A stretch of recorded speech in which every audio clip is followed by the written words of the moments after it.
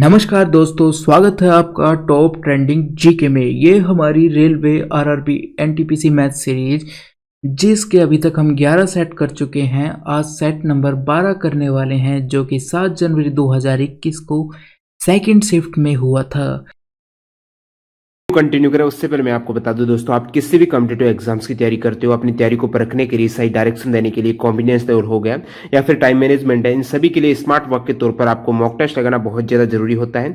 Mock test के लिए text book इसलिए बेहतरीन प्लेटफॉर्म है, एक तो यहाँ पर आप अनलिमिटेड मॉक टेस्ट लगा सकते हो, सेकेंड सभी एग्जाम्स के मॉक टेस्ट, चाहे आप एसएससी की तैयारी कर रहे हो, रेलवे, बैंकिंग, डिफेंस या फिर कोई भी other state level government exam है, तो सारे एग्जाम्स के मॉक टेस्ट आप एक ही पास के अंतर्गत अटेम्प्ट कर सकते हो। इसमें भी यदि आप ये टीटीजी के कूपन कोड यूज करते हो तो आपको एक्स्ट्रा 10% का और डिस्काउंट मिलने वाला है।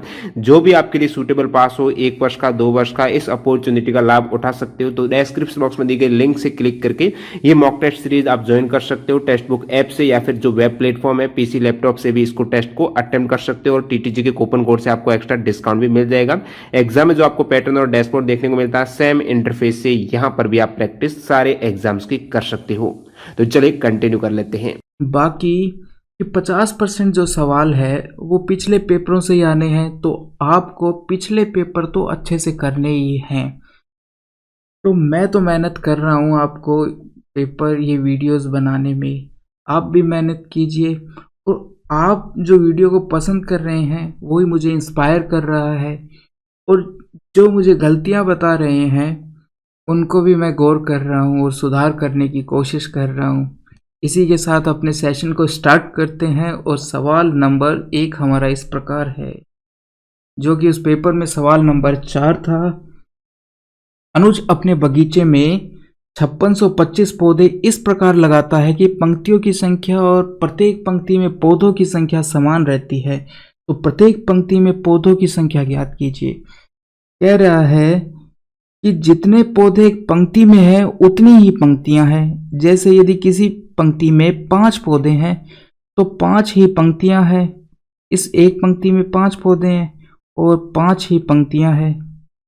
तो इसका मतलब क्या हो गया, इधर x है तो इधर भी x है, यानी कि टोटल कितनी संख्या होगी, x स्क्वायर। और x स्क्वायर किसके बराबर, 5625 के बराबर दे रखा है आपको। अब देखिए, जिसमें पीछे 5 आता है उसका स्क्वायर किस प्रकार से निकाला जाता है। तो जैसे कि मैं एक स्क्वायर लेता हूँ 45, तो पीछे 5 है, तो पीछे 5 है तो हमेशा 25 आएगा इसके स्क्वायर में, और आगे 4 है, इससे एक ज़्यादा कितना होता है 5, तो इसको 5 से मल्टीप्लाई कर दो आप, तो ये आएगा 20। तो 20, 25, 45 का स्क्वायर हो गया। इसी प्रकार यहाँ पर दिया गया है 5625, तो यानी कि जिसका ये स्क्वायर है उसमें पीछे 5 तो है ही है। बाकी हम इससे देखेंगे 56, यानी कि 7 को 8 से मल्टीप्लाई करते हैं तो यहाँ आ जाएगा 7। तो x का मान कितना आ गया है, 75, यानी वो संख्या 75 है। तो प्रत्येक पंक्ति में पौधे 75 और 75 ही पंक्तियां हैं। सवाल नंबर 7, 9 वस्तुओं का विक्रय मूल्य 15 वस्तुओं के क्रय मूल्य के बराबर है, यानी 15 वस्तुओं का CP 9 वस्तुओं के SP के बराबर है। तो CP बटे SP यानी क्रय मूल्य बटे सेलिंग प्राइस का रेशियो कितना आ गया, 9 बटे 15 आ चुका है। और इसको यदि आप सॉल्व करोगे तो 3 बटे 5 आ जाएगा। अब पूछा है कि उसको लाभ हुआ है, हानि हुई है, कितने % की हुई है। तो देखिए कितने का हुआ है, 2 का लाभ हुआ है उसको, किस पर, 3 पर। तो परसेंटेज में निकालने के लिए 100 से मल्टीप्लाई करती है और ये वैल्यू होती है 6.66% के आसपास। तो ऑप्शन नंबर 2 जो कि लाभ हुआ है उसको 6.66 का। सवाल नंबर 10, उस वर्ग की प्रत्येक भुजा की लंबाई ज्ञात कीजिए जिसके प्रत्येक विकर्ण का माप 10 सेंटीमीटर है। यानी किसी वर्ग की भुजा A है तो उसका विकर्ण होता है A√2, ये होता है उसका विकर्ण। तो A√2 का मान आपको दे रखा है कितना, 10।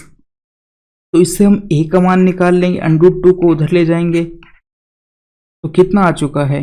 अब नीचे √2 नहीं रखते हम कभी भी, तो इसको ऊपर और नीचे √2 से मल्टीप्लाई कर देंगे, नीचे भी √2 से और ऊपर भी √2 से। तो नीचे तो 2 हो गया और 2 से 10 को काटा तो 5√2।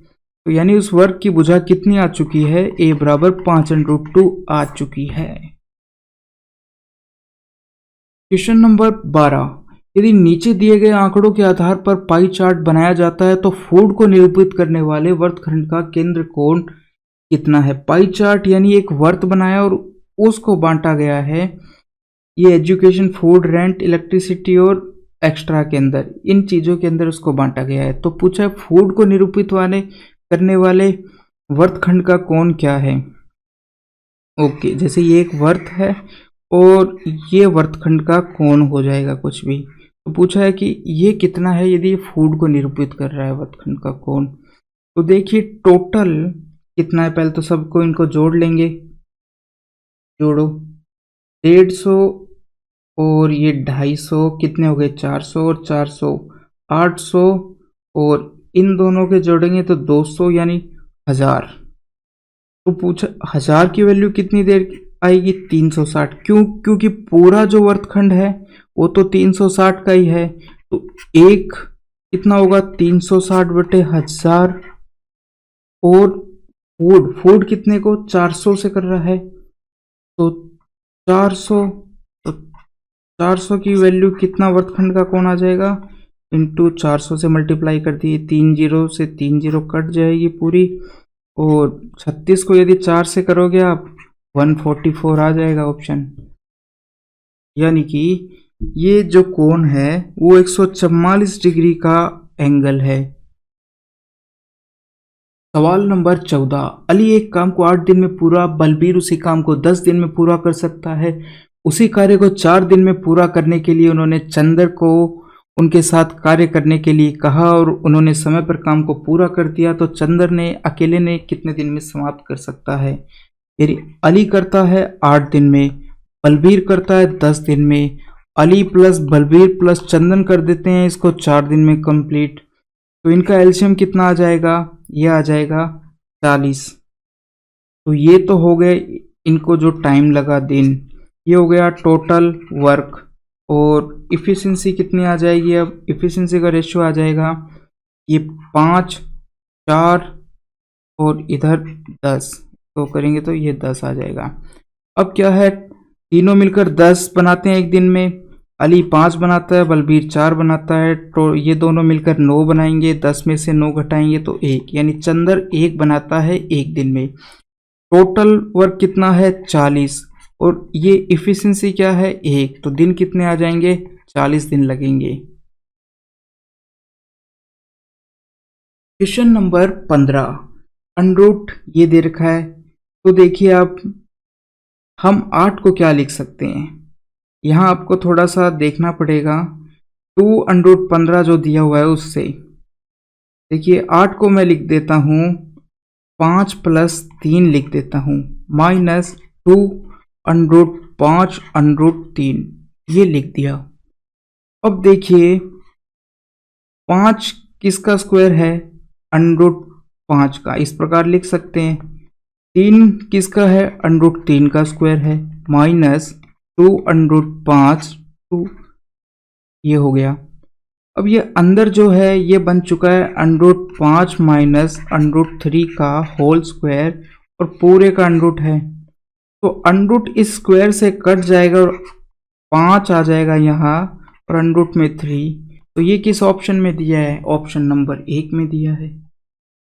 क्वेश्चन नंबर 20, एक त्रिभुज की भुजाओं का अनुपात क्या है, 3 4 5 में है।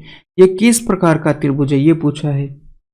तो त्रिभुज न्यूनकोण है, समकोण है, अधिक कोण है, ये कैसे पता करते हैं। तो 3 भुजाएं त्रिभुज की ABC है, तो 2 छोटी भुजाएं जो है उनका योग, यानी कि इस प्रकार से है 3 भुजाएं, ये सबसे छोटी है B, तो 2 छोटी भुजाओं का योग यदि बड़ा है से C² यदि बड़ा है तो ये होगा अधिक कोण। यदि A² + B² का मान C² के बराबर है, यानी सबसे बड़ी भुजा के स्क्वायर के बराबर है, तो वो होगा समकोण त्रिभुज। और A² + B² का मान बड़ा है C² से, तो ये होगा न्यून कोण त्रिभुज, न्यून कोण त्रिभुज। तो देखिए अब हम इनसे चेक कर लेते हैं। सबसे 3 का स्क्वायर करेंगे तो कितना आएगा, 9, 4 का 16 और 5 का 25। तो ये भी 25 और ये भी 25, यानी कि दोनों आपस में लेफ्ट और राइट बराबर है। तो क्या हो गया, ये समकोण त्रिभुज हो चुका है। क्वेश्चन नंबर 21, एक वृत्ताखंड मार्ग पर चलते हुए अंश को एक चक्कर पूरा करने में 18 मिनट लगते हैं और उसी चक्कर को पूरा करने में सिद्धि को 12 मिनट लगते हैं।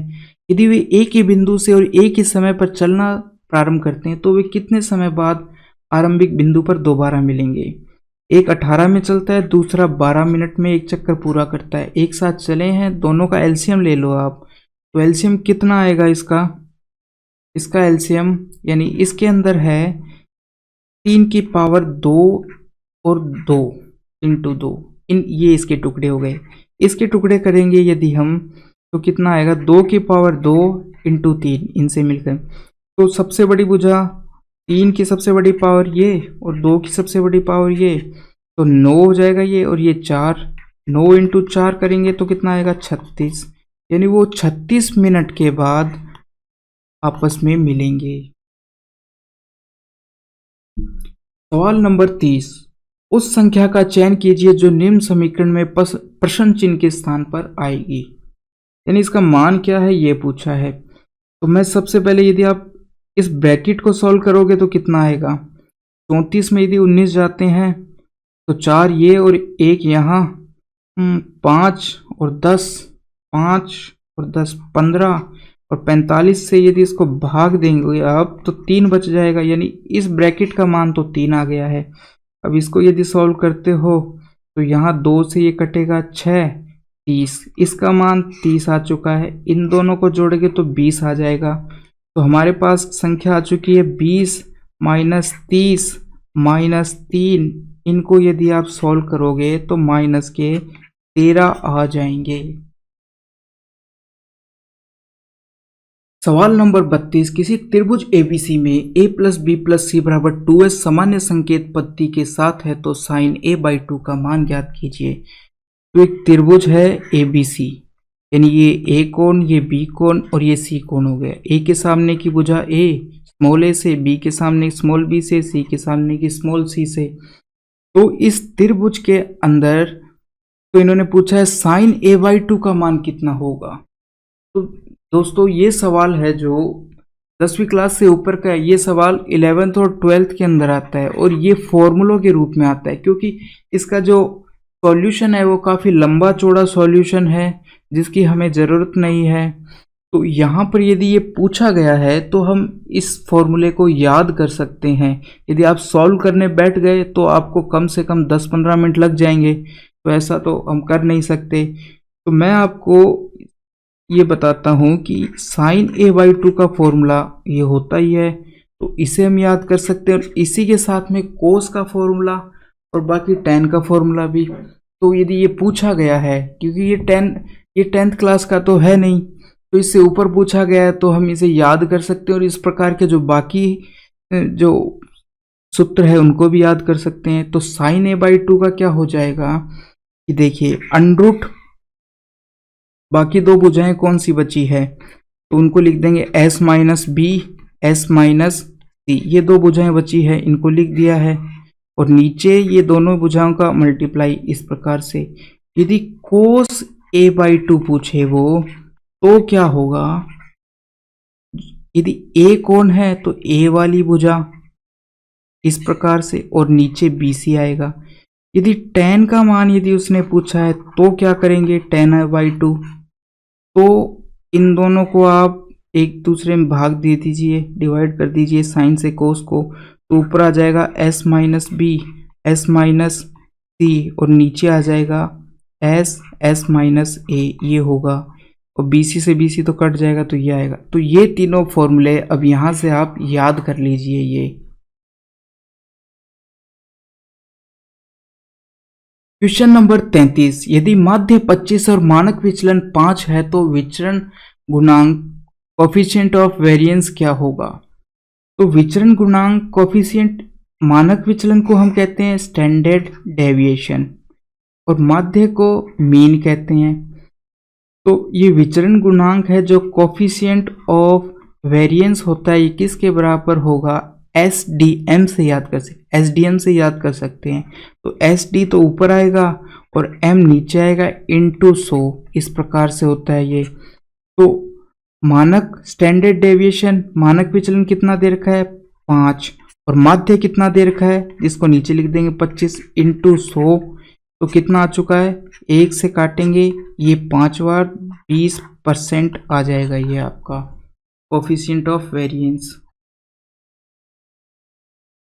क्वेश्चन नंबर 34, निम्नलिखित में से कौन सा विकल्प भिन्न ये को आरोही क्रम में दर्शाना है आपको। तो देखिए 1/3 को यदि हम परसेंटेज में करें तो ये होता है 33.33% के आसपास होता है एक चीज। अब दूसरे को करते हैं, 1/7 किसके बराबर होता है, 1/7 का मान 14 पॉइंट ये होता है परसेंट, और इसको 4 से यदि आप मल्टीप्लाई करोगे तो लगभग कितना आ जाएगा, तो 56 तो आ ही जाएगा। 14 को 4 से करोगे 56 से ज़्यादा ही आएगा। और इसको और कर लेते हैं, यदि 1/5 का मान होता है 20% और 2 से मल्टीप्लाई करोगे तो कितना हो जाएगा 40%। तो अब देखिए सबसे छोटा है ये, दूसरे नंबर पर ये और तीसरे नंबर पर ये, बस ये इनके नंबर है। तो किस में दे रखा है, एक में ही दे रखा है, आपको देख लीजिए। क्वेश्चन नंबर 36, भावना ने 26 मार्च 2018 को ऋणदाता से 15% वार्षिक साधारण ब्याज की दर पर इतने उधार लिए और उसने 7 जून को ऋण चुका दिया, 7 जून को चुका दिया उसी साल, और उसे अपने ऋण को चुकाने के लिए कितनी राशि का भुगतान करना पड़ा। देखिए कि 4500 रुपये की राशि उसने उधार ली और 1 साल बाद यदि वो चुकाती तो कितना परसेंट, 15% के हिसाब से उसको कितना देना पड़ता है। इसका 15% निकालो आप, 15% हो जाएगा 675 हो जाएगा, 675 आ जाएगा। तो 675 रुपये उसको देने पड़ते यदि वो पूरे साल का पैसे रखती। मगर उसने कितने दिनों के लिए पैसे रखे, तो दिन निकाल लेते हैं हम। मार्च में उसने 31 तक का होता है तो 5 दिन रखे, 31 में से 26 घटाओगे, प्लस अप्रैल में होते हैं 30 दिन और मई में 31 दिन और 7 दिन जून में रखे, इतने दिन रखे हैं। तो टोटल कितने दिन हो गए, तो ये 30 और 30 60 और 12 और 1 13, तो 73 दिन उसने रखे हैं। तो 73 दिन का ब्याज लगेगा। तो देखिए 365 दिन का ब्याज कितना है, 675 है। एक दिन का ब्याज कितना होगा, 675/365। तो 73 दिन का ब्याज कितना होगा, इसको 73 से आप मल्टीप्लाई कर दो। तो 73 से ये 5 बार कट जाएगा, और ये 5 से यदि आप इसको काटोगे तो कितनी बार जाएगा, 1 और फिर 3 बार और उसके बाद 5 बार, 135।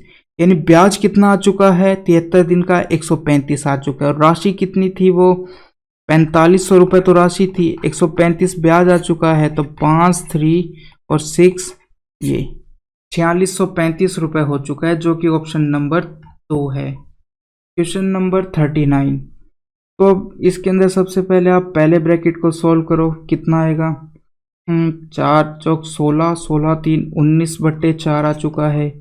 और इसको करोगे तो 10/3 आ चुका है, ये आ चुका है इसके अंदर। भाग दिया किससे, इससे दिया तो 15 - 12/20 आ चुका है। और बाकी आगे क्या आया है, इनको सॉल्व करते हैं। 7 से 7 कट चुका है, 5 से 5 कट चुका है, 3 से 9 3 बार कट चुका है, यानी 1/3 आ चुका है। अब इनको सॉल्व करते हैं तो नीचे कितना आया, एलसीएम आया 12, 3 से किया 19 को 57 और इसको किया 40, तो ये आ चुका है। यदि इनको करते हैं तो हम 17 आ जाएगा, 17/12 आ गया। और इधर कितना आता है, इस यदि साइन को हम मल्टीप्लाई में चेंज कर देंगे तो उल्टा हो जाएगा। 20/3 प्लस 1/3 यह आ चुका है। अब 12 4 से गया 3 बार, 4 से गया 5 बार, तो ऊपर कितना बचा 85 और नीचे कितना 9 प्लस 1/3। अब एलसीएम आ चुका है दोनों का 9, तो 85 तो ये और यहाँ जाएगा 3, तो कितना आ चुका है 3 जोड़ा तो 88/9 आ चुका है। और इसको जब आप डिवाइड करोगे तो 9 9 81 आ जाएगा और 7/9 आ जाएगा। तो ये हो गया आपका क्वेश्चन नंबर 41। 10% की छूट घोषित करने के बाद 25% लाभ प्राप्त करने के लिए दुकानदार को 360 रुपये क्रय वाली वस्तु को कितना मूल्य अंकित करना पड़ेगा। यानी उसने 10% की छूट दी अंकित मूल्य पर, 25% उसके बाद लाभ हो, इसलिए 360 की वस्तु पर क्या मूल्य अंकित करें। तो देखिए क्रय मूल्य बटे अंकित मूल्य, क्रय मूल्य और अंकित मूल्य। क्रय मूल्य कितना है, क्रय मूल्य हो जाएगा आपका 100 माइनस छूट को 10 को घटा देंगे ये 90, और ये जो लाभ है इसको यदि आप 100 में जोड़ते हो 125, ये अंकित मूल्य आ गया। क्रय मूल्य की वैल्यू आपको कितनी दी है 360 दी है, तो 1 की वैल्यू कितनी हो जाएगी 360 90 की है, तो 1 की वैल्यू 4 हो जाएगी। तो इसको यदि 4 से आप मल्टीप्लाई करते हो तो कितना आएगा 500, यानी उसको अंकित मूल्य 500 अंकित करना पड़ेगा। Question number 44। एक घड़ी को एक निश्चित राशि में बेचने पर दीपिका को 10% की हानि हुई। उसी घड़ी को 140 अधिक में बेचने पर उसे 4% का लाभ होता है, तो घड़ी का क्रय मूल्य कितना है। कह रहा है कि यदि 100 की है घड़ी, क्रय मूल्य 100 रुपये है, तो यदि वो 10% कम में यानी 90 में बेचती है तो उसको क्या होती है 10% की हानि, और यदि 104 में बेचती है तो उसको लाभ। तो यदि इन दोनों का अंतर कितना आ गया 14, और 14 की वैल्यू आपको कितनी दे रखी है 140 दे रखी है। ये 14 आप सीधा निकाल सकते हैं। यदि एक लाभ दे रखा है और एक हानि दे रखा है तो दोनों को जोड़ दो, दोनों को जोड़ा 14 आ चुका है, और 14 की वैल्यू कितना है 140, यानी पहली बार वो 90 में बेचता है तो उससे कितना अधिक है 104% लाभ पर बेचना 14 अधिक है, और 14 की वैल्यू 140, तो 1 की वैल्यू कितनी हो जाएगी 10 हो जाएगी। और उसने घड़ी का क्रय मूल्य पूछा यानी 100 की वैल्यू पूछी है, तो ये हो जाएगी 1000।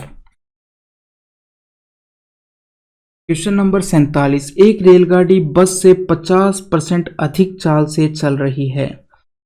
दोनों एक ही समय पर करनाल से शुरू होती है और एक ही समय पर पानीपत पहुंच जाती है, जो करनाल से 75 दूर है। हालांकि रास्ते में रेलगाड़ी एक स्टेशन पर 12.5 मिनट के लिए रुकती है। तो बस की चाल पूछी है, तो रेलगाड़ी की चाल बस से कितनी अधिक है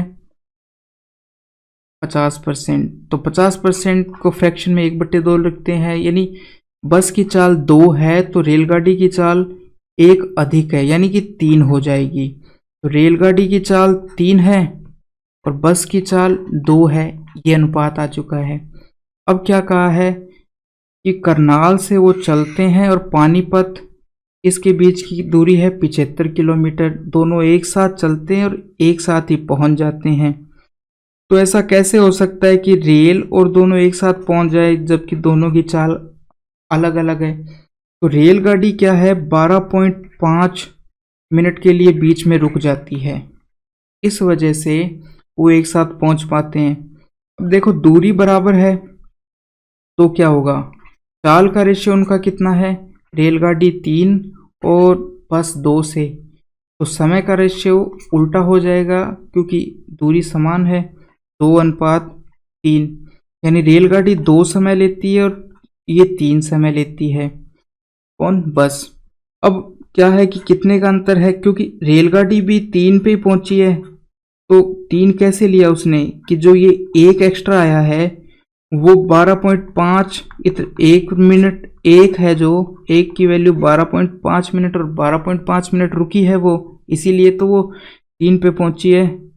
तो क्या हुआ कि 12.5, तो एक की वैल्यू 12.5, तो 3 की कितनी हो जाएगी, 37.5 हो जाएगी।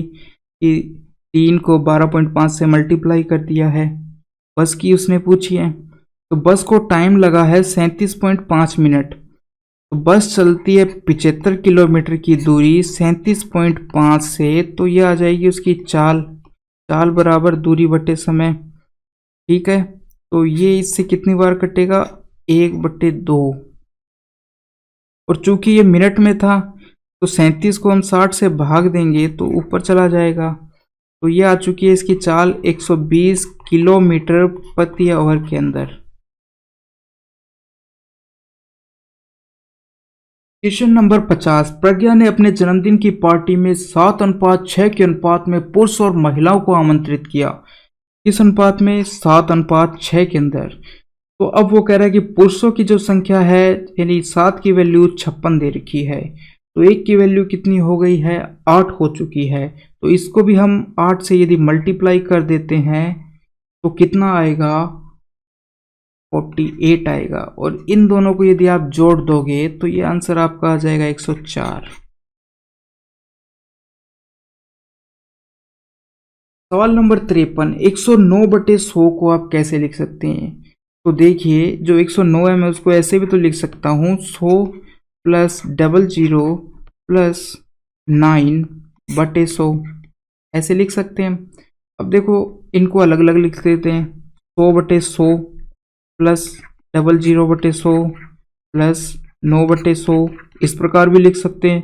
अब ये कट के कितना आ जाएगा, 1, और ये 0/100, ठीक है, और ये 9/100। तो इस प्रकार से हम लिख सकते हैं इसको। तो ये आपको दिया हुआ है ऑप्शन नंबर 2 के अंदर, मगर यहाँ पर 0/10 है, तो 0 में किसी का भी भाग देने पर 0 ही आता है। तो नीचे चाहे मैं 10 लिखूँ या 100 लिखूँ, कोई बड़ी बात नहीं है। तो इसलिए चाहे आप यहाँ पर 10 लिखोगे तो भी वही बात है। तो बाकी यहाँ पर 1 आ रहा है, यहाँ पर ये, और यहाँ 9/100। ऑप्शन नंबर 3 क्यों नहीं हुआ, क्योंकि यहाँ पर 100 है, क्योंकि 1 आना चाहिए, 1 की बजाय यहाँ पर 100 दे रखा है। Question number 54। एक नगर की जनसंख्या में प्रतिवर्ष 10% की वृद्धि होती है। ये वर्तमान में जनसंख्या इतनी है, तो अगले वर्ष इसकी जनसंख्या कितनी होगी। तो जनसंख्या कितनी है, 20,000। 10% की वृद्धि यानी 110 हो गई है। तो कितना हो जाएगा, अब 0 से 0 कट गई, 0 से 0, और 2 22 000, यानी 22 हो चुकी है। तो ऑप्शन नंबर 2, एक तो आप ऐसे कर सकते हैं, और दूसरा आप सीधा देख सकते हैं कि 10% की वृद्धि हुई है, तो पीछे से यदि एक 0 हटा दोगे तो वो 10% के बराबर होगा, यानी 20,000 है तो इसका 2,000 10% हो जाएगा, और 2,000 इसमें जोड़ोगे तो कितना आ जाएगा, 22%। तो आप 10% इस प्रकार से भी निकाल सकते हैं कि पीछे से एक 0 हटा दो। जैसे यदि यहाँ 5,000 दिया है, तो इसमें से एक 0 काट दी, तो ये 500 कितना हो जाएगा, इसका 10% हो जाएगा। यदि पूछे 5% कितना होगा, तो जो 10% आया उसका आधा कर दो, 250, ये 5% हो जाएगा। पूछा जाए 20% कितना होगा, तो 10% कितना है, 500, तो इसको डबल कर दो, 10 × 2, तो 1000 हो जाएगा 20%। तो इस प्रकार से भी आप परसेंटेज की वैल्यू काउंट कर सकते हो। सवाल नंबर 55। दिए गए समीकरण में a का मान निकालना है। tan a + tan 2b + tan 3a बराबर ये है। तो ये हमारी समीकरण है, और a का मान निकालने के लिए आप किस प्रकार करेंगे। ये वैसे तो सवाल 10वीं क्लास से ऊपर का है, कोई 11th-12th का सवाल है, फिर भी हम कि एग्ज़ाम में आया तो हमें करना पड़ेगा। तो इसमें देखिए किस प्रकार करेंगे, tan a + tan 2a, इस tan 3a को मैं उधर ले जाता हूँ, माइनस tan 3a इधर आ चुका है, प्लस tan a है, tan 2a है, और tan 3a है। अब इनको आप यहाँ से कॉमन लेंगे हम, तो यहाँ तो है tan a tan 2a बराबर माइनस tan 3a को हमने माइनस के साथ कॉमन लिया है, तो 1 - tan a और tan 2a, यहाँ ये बच जाएगा। अब इसको नीचे लाएंगे तो इधर हो जाएगा tan a + tan 2a बटे 1 माइनस 10a tan 2a बराबर माइनस tan 3a, ये हो जाएगा। अब देखिए इसको, ये फॉर्मूला होता है tan a प्लस b का, तो मैंने लिख दिया tan a और b का मान 2a है, तो 2a बराबर माइनस tan 3a। अब ये हो गया tan 3a बराबर माइनस tan 3a, ये उधर जाएंगे तो जुड़ जाएंगे और आ जाएंगे tan 3a बराबर 0। अब 0 tan में किसका मान होता है, क्योंकि ये दो तो कोई मतलब नहीं है, तो tan 3a का मान 0 आ चुका है। और 0 किसका होता है, तो 0 मान होता है tan में 0 का भी होता है, पाई का भी मान 0 होता है और 2 पाई का, यानी हर पाई के लिए मान कितना होता है 0, तो हम कह देंगे n पाई। तो यहाँ लिखा tan 3a किसके लिए, tan n पाई के लिए मान। तो कोण कितना आ चुका है, 3a बराबर होगा हमारा इससे, इसके बराबर होगा n पाई के बराबर होगा। अब देखिए कि 3a बराबर n पाई हो चुका है, तो हम लिख सकते हैं कि a बराबर, इसको a बराबर n पाई बट्टे 3, इस प्रकार लिख सकते हैं। अब इसमें आपको n की वैल्यू रखनी पड़ेगी, जैसे n बराबर 1 रखते हैं तो a का मान कितना आ जाएगा, ये आ जाएगा पाई बाई 3। यदि n बराबर, यदि आप इसमें 2 रखते हो तो कितना आता है, तब a का मान आता है 2 पाई बाई 3। और n बराबर 3 रखते हो तो कितना आता है, a का मान आ जाएगा 3 पाई बाई 3, जो कि कितना आता है, पाई के बराबर होगा। तो इस प्रकार से ये मान आ जाएंगे। तो आप देखिए कि केवल ये वाला मान तो हो नहीं सकता, इसलिए ऑप्शन 2 गलत, 3 गलत और 4 इसलिए गलत है कि ये भी केवल नहीं हो सकता।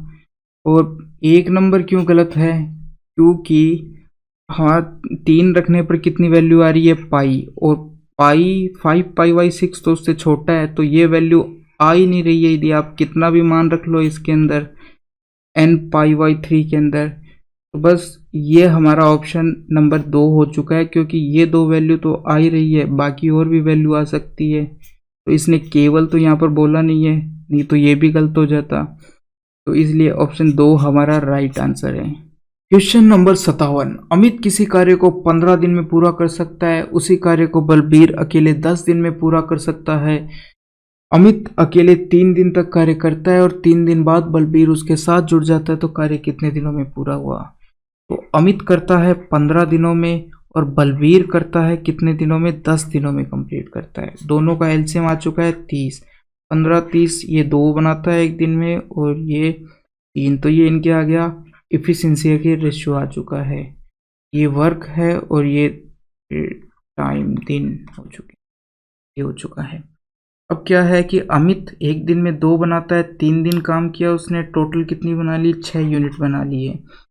तो 30 में से 6 माइनस कर देंगे हम, कितना बच चुका है, 24 यूनिट बच चुकी है। अब 6 दिन का काम हो चुका है, 24, 3 दिन का काम हो चुका है, 24 यूनिट बच चुकी है।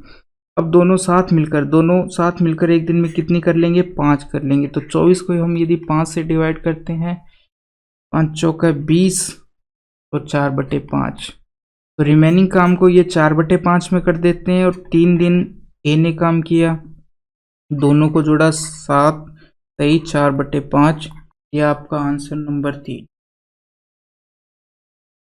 क्वेश्चन नंबर 60, निम्न में से कौन सी संख्या शांत दशमलव है, यानी टर्मिनेट डेसिमल है। टर्मिनेट डेसिमल या शांत दशमलव का मतलब है कि वो क्या एक जगह जाकर रुक जाती है। तो ऐसी वाली संख्या कौन सी है। तो सबसे पहले तो देखो शांत दशमलव कौन सी होगी और कौन सी नहीं होगी, यानी टर्मिनेट दशमलव कौन सी होगी और नॉन टर्मिनेट दशमलव कौन सी होगी। तो शांत वो होगी जो एक जगह जाकर रुक जाए और अशांत वो होगी जो चलती रहे। तो जब नीचे यदि 2 और 5 2 आए या 5 आए या दोनों आ जाए तो हम कहेंगे कि ये टर्मिनेट दशमलव है, यानी वो जो संख्या है वो एक जगह जाकर रुक जाएगी। और यदि नीचे 3 आ चुका है या फिर 7 आ चुका है तो वो जो चीज़ है वो टर्मिनेट नहीं होगी। तो सबसे पहले हमको उनको थोड़ा सा सॉल्व करना होगा। जैसे पहले को किया, 15 से 60 गया 4 बार, 1/40 आ जाएगी। दूसरे को यदि करते हैं तो ये नहीं कटता है, ऊपर 29 है और ये नीचे 343 7 की क्यूब है। तीसरी करते हैं तो 1 7 से 7 पावर कट जाएगी, ये आ जाएगा 1/2 की 2 पावर 2 इंटू 7। तीसरा यदि करते हैं तो आएगा 11, लास्ट वाला तीसरा नहीं चौथा, यदि करते हैं 11 30, ये आ जाएगा। अब देखिए इसमें क्या कौन कौन है नीचे, एक तो है 2 की पावर 3 8 और एक 5, ये आते हैं इन दोनों में। तो ये तो एक जगह जाकर शांत हो जाएगी, टर्मिनेट है। उसके बाद में इसमें 7 है, ये नॉन टर्मिनेटिंग है, ये भी नॉन टर्मिनेटिंग है, और इसमें 3 है नीचे, ये तीनों नॉन टर्मिनेटिंग है। तो टर्मिनेटिंग कौन सी हो गई, ये वाली, पहली वाली संख्या। क्वेश्चन नंबर 62, एक निश्चित धनराशि को 3 मित्र राजीव, केवल और अमित के बीच 2:3:7 के अनुपात में विभाजित किया गया। यदि अमित का हिस्सा केवल के हिस्से से 15 अधिक है तो विभाजित की गई धनराशि कितनी होगी। यानी 3 और 7 का अंतर कितना दे रखा है आपको, 4 दे रखा है। ओके, 3 7 का अंतर 4 है और 4 की वैल्यू आपको 15 दे रखी है। तो टोटल धनराशि पूछी है, 1 की वैल्यू कितनी हो जाएगी, 15/4 हो जाएगी। और टोटल कितनी है, 2 3 5 और 7 12, 12 इससे मल्टीप्लाई कर दो तो हम काटेंगे इसको, 3 आ जाएगा और ये हो जाएगी 45 है वो धनराशि। सवाल नंबर 65, R में fx बराबर x² हो तो f के परास में इनमें से कौन शामिल होगा। तो देखिए सबसे पहला वर्ड आया रेंज या परास, इसका मतलब क्या होता है। जैसे मैं लेता हूँ 2 और 7, तो मेरी रेंज 2 से 7 है, इसका मतलब 2 से 7 के बीच में जो भी संख्याएं आएगी वो मेरी रेंज हो गई, चाहे वो पॉइंट में है या किसी में भी है। तो ये मेरी एक रेंज हो गई है 2 से 7 तक। तो ये तो हो गया रेंज या परास। अब देखिए इसमें fx बराबर x² का मतलब क्या है। इसका मतलब ये है कि आप इसको इस प्रकार भी लिख सकते हो आप y, जैसे देखिए कि y की वैल्यू कितनी दे रखी है आपको, y की वैल्यू दे रखी है x²। बस इसका मतलब यही है कि एक हमारे पास वैल्यू है y, वो किसके बराबर है, x² के बराबर है। तो यदि हमको x के अलग अलग मान रखने होते हैं तो हम इसको इस प्रकार फंक्शन x रख देते हैं बराबर x²। बस आप ये मान लीजिए, इस पर इतना fx जहाँ पर भी मिले इतना ध्यान मत दीजिए, सीधा x² को ही देखिए कि x² हमारी एक कोई संख्या के बराबर है, इस प्रकार देख लीजिए। यदि फंक्शन fx बराबर और कुछ दे रखा हुआ आपको x²/2, तो आप सिंपल सा ये कर लीजिए कि y बराबर x/2 दे रखा है, कि एक संख्या y है हमारी, वो x बराबर है। तो y का मान किसके बराबर आएगा, y का मान किस प्रकार का होगा, ये पूछा गया है। तो यदि हम x की वैल्यू प्लस लेते हैं या फिर x की वैल्यू माइनस लेते हैं या x की वैल्यू पॉइंटों में लेते हैं, तो हमेशा ही यदि x² का मान कितना आएगा, पॉजिटिव ही आएगा। यानी कि ये फंक्शन y का मान हमेशा पॉजिटिव आएगा। तो देखिए, और पहला ऑप्शन क्या दे रखा है, पूर्णांक। पूर्णांक क्यों नहीं हो सकता, क्योंकि यदि मैं पॉइंट में वैल्यू रखता हूं तो x² का मान तो पॉइंट में आएगा ही ना। तो ये पहला ऑप्शन नहीं हुआ। अब गैर ऋणात्मक संख्याएं क्यों नहीं हुआ, तो यहाँ इसके लिए आपको एक चीज और देखनी पड़ेगी कि एक तो होता है रियल नंबर, पॉजिटिव नंबर्स के अंदर एक तो रियल नंबर होता है, एक इमेजिनरी नंबर और आते हैं। तो जो ये इमेजिनरी नंबर होते हैं वो भी गैर ऋणात्मक संख्याओं के अंदर आते हैं। तो ये गैर ऋणात्मक संख्याएं इसीलिए नहीं हुआ क्योंकि इसके अंदर ये इमेजिनरी नंबर भी आते हैं, और किसी नंबर का यदि आप स्क्वायर करते हो तो वो कभी भी इमेजिनरी नंबर नहीं हो सकता है, वो रियल नंबर ही होगा। इसलिए ये दूसरा ऑप्शन नहीं हुआ है। ठीक है, इस इमेजिनरी नंबर को हम आगे जाके और भी अच्छे से डिस्कस करने वाले हैं, एक सवाल आने वाला है उसके अंदर। बाकी फिर अब बचा धनात्मक वास्तविक संख्याएं, वास्तविक को रियल कहते हैं, वास्तविक संख्याओं को रियल नंबर्स कहते हैं। तो अब कौन सा है, ऋणात्मक तो आएगा नहीं एक्स स्क्वायर का मान, तो इसलिए ये कैंसिल हो गया। हमेशा धनात्मक और वास्तविक संख्या ही आएगा, इसलिए ऑप्शन 3 आया है। अब आप ये चीज किसी भी दूसरे चैनल पे जाके देख लेना, यदि आपको ये सवाल इस तरीके से किसी ने बताया है तो मैं हर चीज जितनी भी मेरे को जहां से कोशिश करनी पड़ती है उसको देखने के लिए, मैं वहां से कोशिश कर आपके लिए पूरा सॉल्यूशन लेके आता हूं। बढ़ते हैं हमारे अगले सवाल की तरफ, और सवाल नंबर 70।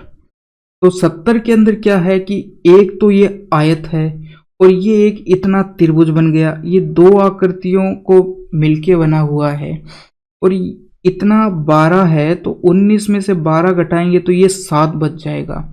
तो एक तो हो गया 19 इंटू 6, इसका पहले इस आयत का तो क्षेत्रफल, प्लस त्रिभुज का कितना होता है 1/2, और समकोण है तो दोनों जो समकोण बनाने वाली भुजाएं उनका गुणनफल बाई 2, ये हो चुका है। अब ये मान कितना आया है 114 आएगा, ये 3 और 3 7 है 21 आ जाएगा। इन दोनों को जोड़ोगे तो शायद 135 आएगा, जो कि ऑप्शन नंबर 2 में दिया गया है। सवाल नंबर 79, निम्नलिखित आकृति को ध्यान में रखते हुए जहां कोण बी और डी क्रम से इतना इतना है। अब देखिए समांतर चतुर्भुज निम्न आकृति को, पहली बात तो आपको दिया हुआ नहीं है कि ये समांतर चतुर्भुज है, आपको पता करना पड़ेगा। क्यों? क्योंकि ये तीर दे रखा है, ये तीर और ये तीर, इसका मतलब है कि ये भुजा इसके समांतर है और ये भुजा इसके बराबर है। दूसरा इधर का तीर इधर का तीर, तो ये भुजा इसके समांतर है। ओके, ये समांतर है तो आपस में बराबर भी होगी, यदि दोनों समांतर है तो बराबर भी होगी। तो देखिए, तो दोनों भुजाएं ये यदि समांतर चतुर्भुज की ये प्रॉपर्टी होती है कि उसमें आमने सामने की भुजाएं बराबर तथा समांतर होती है, तो ये भुजा इसके समांतर, ये भुजा इसके समांतर, दोनों बराबर है, तो ये हो गया समांतर चतुर्भुज। इससे तो आपको ये पता करना था समांतर चतुर्भुज है या नहीं। और यदि समांतर चतुर्भुज है तो आमने सामने के कोण बराबर होते हैं, कोण ए सी के बराबर होगा, कोण बी डी के बराबर होगा। तो बी और डी दोनों बराबर होंगे। यहाँ मान दे रखा है बी का 7x-3 और डी का दे रखा है 5x, बस इन दोनों को बराबर कर दो, इधर आएगा ये 2x बचेगा, बराबर मान आया 30, तो x का मान 15, तो हमारा x का मान कितना आ चुका है 15। यही तो उसने पूछा है, जो कि क्वेश्चन आंसर नंबर 1 में दे रखा है। सवाल नंबर 81, किसी घन का अभांतर विकर्ण, देखो अभांतर तो ये वर्ड तो मुझे भी नहीं पता, मगर इतना पता है कि ये विकर्ण दे रखा है। और घन का विकर्ण क्या होता है कि यदि घन की एक भुजा a है तो उसका विकर्ण होता है √3a, ये हो जाता है। तो घन का विकर्ण √3a दे रखा है और घन का आयतन पूछा है, तो देखिए √3a, घन का विकर्ण √3a की वैल्यू कितनी दे रखी है 8√3, तो हमें पता चल गया है कि a की वैल्यू कितनी होगी 8, यानी घन की एक भुजा 8 है। अब घन का आयतन क्या होता है a का क्यूब, भुजा का क्यूब, यही तो होता है आयतन। तो भुजा का क्यूब होता है, हमारे पास एक भुजा 8 है, तो 8 का क्यूब कितना होता है 512 होता है, जो कि आपको ऑप्शन नंबर 2 में दे रखा है। अब देखिए इस सवाल को हमको अच्छे से डिस्कस करना है। देखो 3 + 2√5 1 है, क्या कौन सी प्रकार की संख्या है? तो सम्मिश्र संख्या होता है, इंग्लिश में कहते हैं इसको कॉम्प्लेक्स नंबर, ठीक है। प्राकृत संख्याओं को हम कहते हैं नेचुरल नंबर, नेचुरल नंबर। परिमेय संख्याओं को हम कहते हैं रैशनल नंबर, रैशनल नंबर। और अपरिमेय संख्याओं को कहते हैं इरेशनल नंबर, ये कह दिया है इनको, इंग्लिश के अंदर ये कहते हैं। ओके, अब देखो हम बात कर रहे थे कि कॉम्प्लेक्स नंबर, तो कॉम्प्लेक्स नंबर किस किस से मिलकर बना होता है? रियल और इमेजिनरी से मिलकर बना होता है। और इमेजिनरी नंबर क्या होता है? अंडर रूट में जिसमें 1 हो उसको इमेजिनरी नंबर कहते हैं, और इसको आयोटा, एक इस प्रकार का साइन होता है, आई से इसको आयोटा बोलते हैं, इससे दिखाते हैं। तो इस प्रकार रखते हैं इसको। रियल नंबर तो आगे लिख देते हैं, और अंडरूट यदि अंडरूट में माइनस है तो उस नंबर को हम इमेजिनरी कहते हैं। किसको? जिसमें अंडरूट में माइनस हो तो उसको इमेजिनरी कहते हैं। तो रियल प्लस इमेजिनरी इस प्रकार लिख देते हैं, ये हमारा कॉम्प्लेक्स नंबर है। ओके, तो एक चीज तो ये समझ लीजिए आप कि कॉम्प्लेक्स नंबर है वो रियल प्लस इमेजिनरी से मिलकर बना होता है। और इमेजिनरी नंबर क्या होता है? यदि किसी नंबर में अंडरूट में माइनस आ जाए, जैसे ये माइनस अंडरूट 25, तो क्या होगा? 5 तो बाहर आ जाएगा, अंडरूट -1 बच जाएगा। इस -1 को हम आयोटा लिख देंगे। तो ये हो गया इमेजिनरी नंबर। तो इमेजिनरी प्लस रियल मिलकर कॉम्प्लेक्स बनता है। अब देखिए नेचुरल नंबर। नेचुरल नंबर क्या होते हैं? तो नेचुरल नंबर होते हैं 1 से लेकर जितने भी आगे के नंबर होते हैं जो हमें नेचर से मिले हैं, केवल प्लस वाले। इधर आ गया 0 और इधर माइनस, और आगे इधर माइनस अनंत, इधर प्लस अनंत, इधर 2 3, इधर -2। तो 1 से लेकर जितने भी ये नंबर है इनको तो हम कहते हैं नेचुरल नंबर। होल नंबर यदि हम 0 को भी सम्मिलित कर लें तो उसको हम कहेंगे होल नंबर। यदि 0 को भी सम्मिलित कर लेंगे तो क्या कहेंगे? Whole number. और बाकी फिर इंटीजर क्या होता है? अब देखिए इस नेचुरल नंबर में हमने क्या लिया? 1 2 3 4 इस प्रकार लेते हैं, पॉइंटों वाले नहीं लेते। यदि 0 को सम्मिलित कर दिया तो होल नंबर, और यदि माइनस वालों को भी यदि सम्मिलित कर लेते तो हम कहते हैं होल नंबर। सभी के सभी नंबर नहीं, होल नहीं, इंटीजर नंबर। क्या कहते हैं कि ये सारे के सारे जितने भी प्लस हो चाहे माइनस हो, इंटीजर नंबर। तो इसको कहते हैं हम सारे मिलाकर इंटीजर। माइनस वाले, प्लस वाले और 0 ये सब मिलाकर क्या हो गए? इंटीजर। अब आती है रैशनल नंबर। क्या होते हैं? रैशनल नंबर वो आते हैं जिनको हम P/Q की फॉर्म में लिख सकते हैं। यहाँ पर आप इतना समझ लीजिए। और ये जितने भी नंबर होते हैं, नॉर्मल नंबर 1, तो 1 को हम 1/1 लिख सकते हैं, 2 को भी हम 1/1 लिख सकते हैं। तो ये जितने भी नंबर होते हैं हम उनको कहते हैं रैशनल नंबर। ठीक है। और बाकी रैशनल नंबर, अब रैशनल नंबर और एक होता है इरेशनल नंबर। तो रैशनल और इरेशनल को मिलाकर हम कहते हैं real number. Rational irrational number वो आते हैं जिनको हम P/Q की फॉर्म में नहीं लिख सकते हैं। जैसे √5 है, √5 को यदि आप सॉल्व करते हो तो ये आगे से आगे चलता जाएगा। तो आगे से आगे कितना चलेगा ये हमें नहीं पता है, तो हम इसको भिन्न के रूप में नहीं लिख सकते हैं, क्योंकि ये खत्म नहीं होता, चलता रहता है, कुछ ना कुछ मान आता रहता है। आप इसको सॉल्व करोगे तो इसलिए इसको हम सॉल्व नहीं कर पाते। तो ऐसे नंबरों को हम कहते हैं इरेशनल नंबर, जो P/Q की फॉर्म में नहीं लिया जा सकता है। तो इरेशनल नंबर और रैशनल नंबर, इन दोनों को मिलाकर हम कहते हैं रियल नंबर। क्या कहेंगे? Real number. अब देखिए कि रियल नंबर तो हो गया है, और एक होता है इमेजिनरी नंबर, हमने बात की थी। उन दोनों को मिलाने पर क्या आता है? Complex number. तो मैंने यहाँ पर आपको सभी तरह के नंबर बता दिए। अब हमारा करते हैं सवाल सॉल्व। पूछा है कि ये किस प्रकार का नंबर है। तो देखिए 3 तो 1 प्लस 2√5 है, इस प्रकार का है। ठीक है।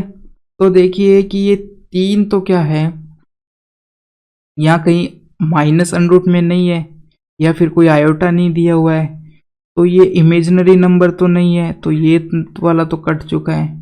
अब बात करते हैं 3 और 2√5। तो √5 है ना यहाँ जो, वो आपको पता है कि क्या है? Irrational number. क्या है? इरेशनल नंबर है। तो ये इरेशनल नंबर हो गया। और ये वाला कौन सा है? रैशनल। ये 3 तो ये पूरा का पूरा कैसा नंबर हो चुका है, यानी जिसमें इरेशनल पार्ट जुड़ा हुआ है। तो इस पूरे नंबर को भी हम P/Q में नहीं लिख सकते। तो ये पूरा का पूरा कौन सा नंबर हो चुका है? ये इरेशनल नंबर हो चुका है। और हिंदी में इरेशनल को कहते हैं अपरिमेय। तो ये वाला हो चुका है, इसीलिए क्योंकि √5 आया है ना यहाँ पर, और √5 है जो, उसको हम क्या नहीं लिख सकते? कि पी बटे क्यू की फॉर्म में नहीं लिख सकते हैं, इसलिए पूरा का पूरा जो नंबर है वो इरेशनल नंबर हो चुका है। इस प्रकार ये क्वेश्चन के बाकी का ऑप्शन को मैंने आपको बताया, क्योंकि ये जब तक आपको ये सारी संख्याएं नहीं पता होगी तो आप इसको सॉल्व नहीं कर सकते। तो इस प्रकार ये हो गया। बाकी आप देख लीजिए कौन कौन से इरेशनल होते हैं, जैसे √3 यदि किसी नंबर में है, √5 है, और ये हो गया √2 हो गया।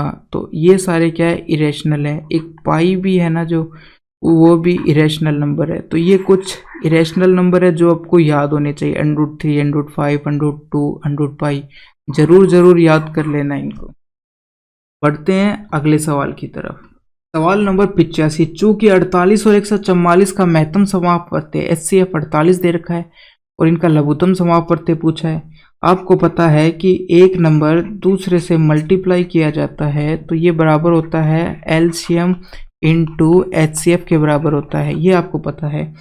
पहला नंबर 48 दे रखा है, दूसरा नंबर 144 दे रखा है और इनका HCF कितना दे रखा है, 48 दे रखा है। तो आप बताइए कि ये किसके बराबर होगा। तो 48 इधर है, 48 तो हो गया, ये बराबर आएगा जब यहाँ 144 होगा, तो हमारा LCM 144 हो, ये हो गया। Question number 86। दिया गया पाई चार्ट 2012 से 2018 तक विभिन्न वर्षों में अंतर्राज्यीय खेल प्रतियोगिता के प्रतिशत को दर्शाता है। अंतर्राज्यीय खेल प्रतियोगिता की कुल संख्या को 200 मानते हुए 2015 और 2016 में हुई अंतर्राज्यीय खेल प्रतियोगिताओं की संख्या पूछी है।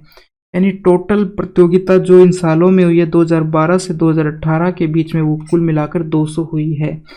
और 2015 और 2016 की पूछी है। 2015 को पीले से दर्शाया गया है जो कि 2% है, और 2016 को दर्शाया गया है कि जो कि 14% है। यदि इनका अंतर पूछा है तो इनका अंतर आ गया 12%। टोटल कितना है, 200, तो 200 का 12% निकाल देते हैं तो ये आ जाएगा कितना, 24 आ जाएगा। तो इन 2 सालों का अंतर कितना आ चुका है, 24। अब यदि दिया है क्वेश्चन 87, दिया गया है कि रेखा ग्राफ उन छात्रों को दर्शाता है जिन्होंने 2012 से 2018 की अवधि के दौरान विभिन्न राज्यों से XYZ परीक्षा में भाग लिया। ठीक है, कि 2012 से 2018 के बीच में XY परीक्षा में जिन्होंने भाग लिया है उनका दिखाया है।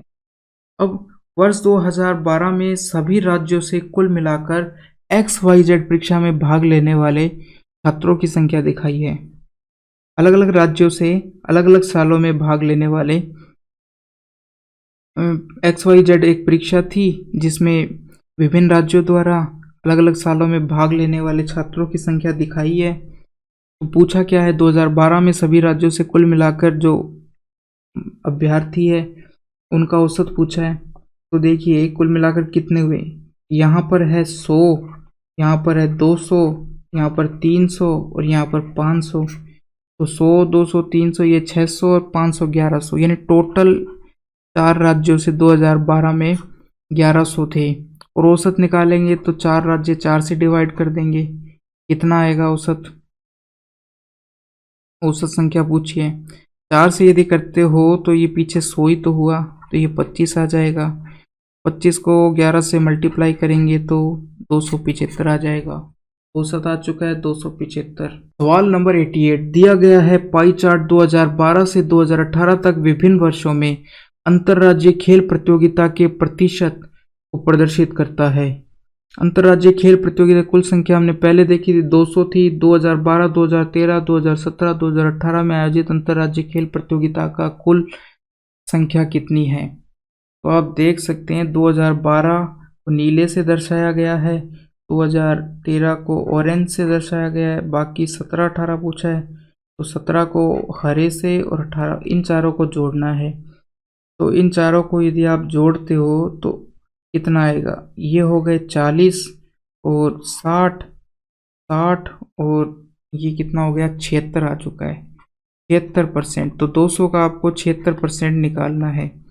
कितने का, 200 का। तो 200 का 76% कितना हो जाएगा, 0 से 0 152 आ जाएगा। 152 कुल प्रतियोगिताओं की संख्या है। सवाल नंबर 89, दी गई तालिका में 2012 और 2016 तक एक ही कंपनी द्वारा कार ए और कार बी के उत्पादों का अनुपात को प्रदर्शित किया गया है। रेखा ग्राफ 2012 से 2016 तक कार ए के उत्पादन को दर्शाती है। ठीक है, तो क्या है कि पहली जो टेबल दी गई है उसके अंदर कंपनी कार ए और कार बी का अनुपात दिया गया है कि कितनी कितनी उत्पादित हुई, और जो दूसरा जो ग्राफ दिया गया है उसमें केवल ए कार कितनी बनाई गई है, उत्पादन कितना हुआ है वो दिखाया गया है। तो यदि आपको यहाँ पर नहीं दिख रहा है तो मैं लिख देता हूँ, 850 लिखा हुआ है, 880 लिखा हुआ है, 630 लिखा हुआ है, 540 लिखा हुआ है, 850 लिखा हुआ है, ये लिखा हुआ है। अब पूछा क्या है उसने, 2012 में उत्पादित कार बी की संख्या और 2014 में उत्पादित कार ए की संख्या का अनुपात, यानी 2012 में बी, तो देखिए कि 2012 में ए कार कितनी हुई, 850 ए कार, और 2012 में ए और बी का अनुपात कितना है, 17:16, यानी 850 जो वैल्यू है वो 17 की है, तो बी की वैल्यू 16 है, कितनी आएगी, कितनी, 17, ये 17 की वैल्यू है तो 16 की कितनी आएगी, इसको काटा तो कितनी बार, 50 बार गया, और तो कितना आ चुका है, 800 आ चुका है, यानी 16 की वैल्यू कितनी, 2012 में जो बी कंपनी इतनी कार बनाती है, 800। अब बात करते हैं 2014 में ए का पूछा है, तो ए कितनी बनाती है, 630, बस 0 से 0 कट जाएगी, 80:63 आ चुका है, ये हो गया ऑप्शन नंबर 1। और यहाँ पर हमारा पेपर हो चुका है समाप्त। कि कैसा लगा आपको कमेंट में ज़रूर बताना। यहाँ पर हमारा पेपर हो चुका है ख़त्म। आपका बहुत बहुत धन्यवाद इस सेशन को देखने के लिए। यदि अच्छा लगा तो कमेंट ज़रूर करना, और यदि कुछ कमी लगी या फिर कुछ समझ नहीं आया तो आप कमेंट में मुझे बता सकते हैं।